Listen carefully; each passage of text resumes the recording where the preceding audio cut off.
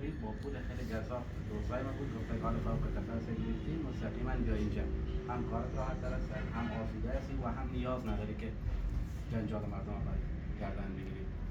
ولی باز هم همین وزیر فرد آمد چند دوره ایران آمده بودک و اخیری دوره که ایران آمده بودک با جمع عزیز دکتر صاحبایی که در ایران پروگرام‌های تخصص و فوق تخصص اینا عرض میکردن ما را در سفارت دعوت کرد رفتم سفارت پیشان مستقیما از ما حتی درخواست پیدا کرده که وقتی شما از این مقطع فارغ میشین ما سندتان مستقیم قبول میکنیم و در ضمن در شفاخانه های دولتی شما بگید که ما در کجا کار میکنیم و کجا مصدر خدمت شده میکنیم ما اونجا شما را تعیین بحث میکنیم.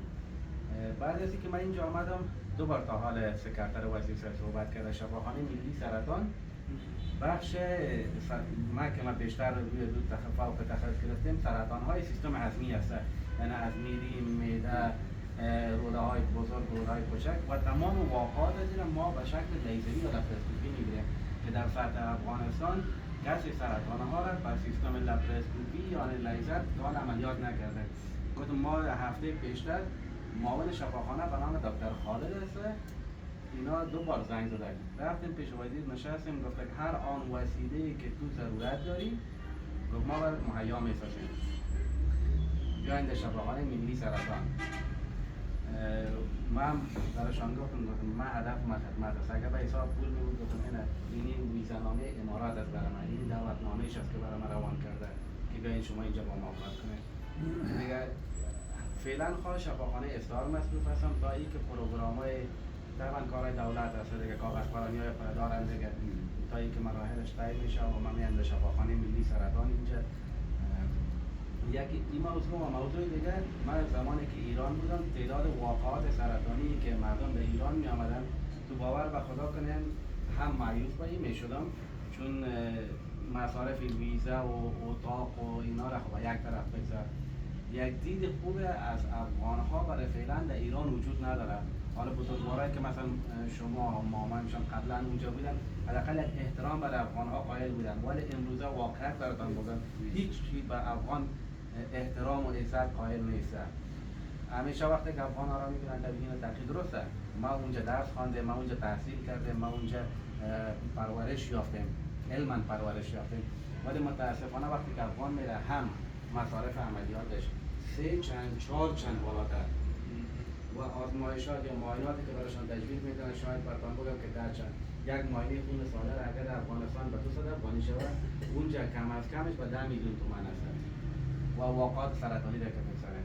یعنی امروزه در پهلویی که دولت یک کار خیلی موثر و نیکی را انجام داده که شفاخانه ملی سرطان را فعال ساخته جوانای دیگه هم هست یعنی دوستای دیگه ما حتی در بخش ستون فقرات و در بخش پیوند کبد رفتن فوق تخصص گرفتن اونا هم در حال جاسوسی همینجا هستن و ما در پهلوی این که هدف ما این است که ما بتونیم همین بخش سرطان ها را سیستم درمانیش چی از واکسین هایش گرفته تا عملیات جراحی و حتی ما همراه وزیر پیشنهاد رادیوتراپی یا شعاع درمانی را که در سطح افغانستان نیست یک پروژه خیلی هنگفت در تقریبا بالاتر از 30 میلیون دلار هزینه داره.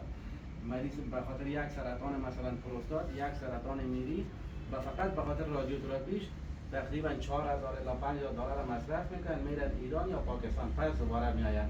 ما حتی این را صحبت کردیم و قرار است آینده خیلی نزدیک یا شفاخانه جمهوریت یا شفاخانه ملی سرطان از طریق کمک هند و یونیسف رادیوتراپی هم فعال شود.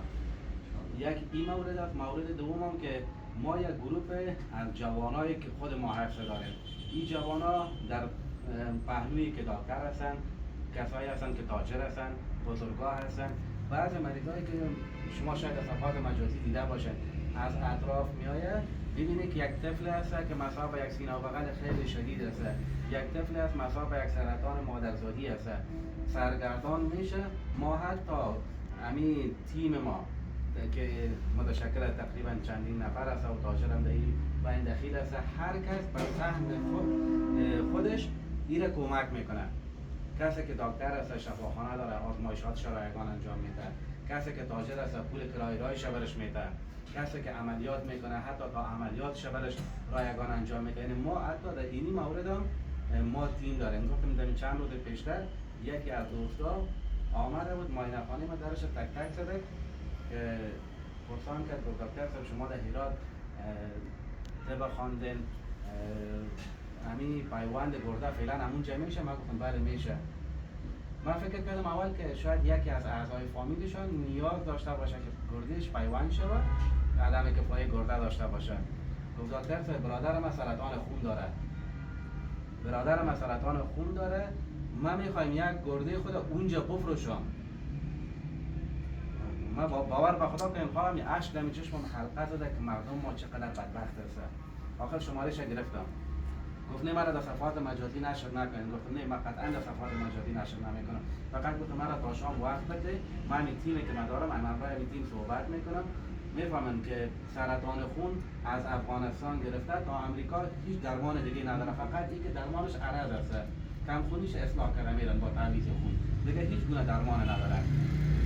تا که زنده است گفتم همین تعویض خونش، همین مصارف رفت آمد شفاخانش، اینا گفتم من اول در شفاخانه اصلاح کار میکنم. موضوع آزمایشات معاینات شکلم همه شما به گردن میگیرم.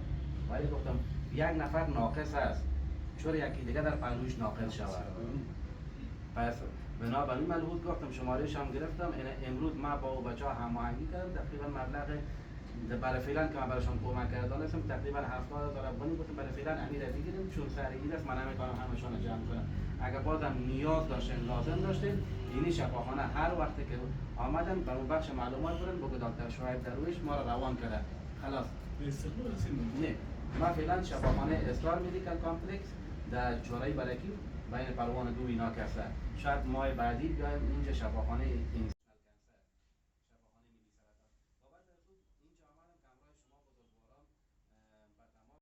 وکیل من وکیلای سرشناس منطقه هستن، آدمای بزرگ هستن، اهل خبره هستن. اگر احیانا نمیگم که برای من مریض روان کنه، فقط برای من به وضاحتش روان کنه. برای من اونو کسی رو روان کنه که نان شب و روز خوردن خود نداره. ما حتی نمیخوایم که دولتیان اینا را مثلا در شخصی اینا را بگیرم، مستقیما خط میدم تا زمانی که خودم میرم به شفاخانه ملی سرطان، مستقیما دوستای ما هست، مستقیم برشان خط میدم که به عملیات پلان شود یا برای واکسین پلان شود. مثلا اگر واکسین در شفاخانه خصوصی هر دورهش 4,000 افغانی 5,000 افغانی میشه، ولی شفاخانه ملی سرطان با یک پرسه که دکتر برشان بده 500 تا 600 افغانی، یعنی تقریبا 200 یا 300% از پول پیش میشه. پس ما این مسئولیت خود دانستم که علم خود هم برای مردم خود شریک بسازم و هم شما بزرگوارا را آگاه بسازم از این مورد که اگر احیانا همچون مورد شما سراغ داشتن دکتر صاحب مامای من اونجا هست، شما را تلفن من پیششان هست، ما دریغ نمیکنم از هیچ گونه همکاری. خیلی خدمت از خداوند ترجمه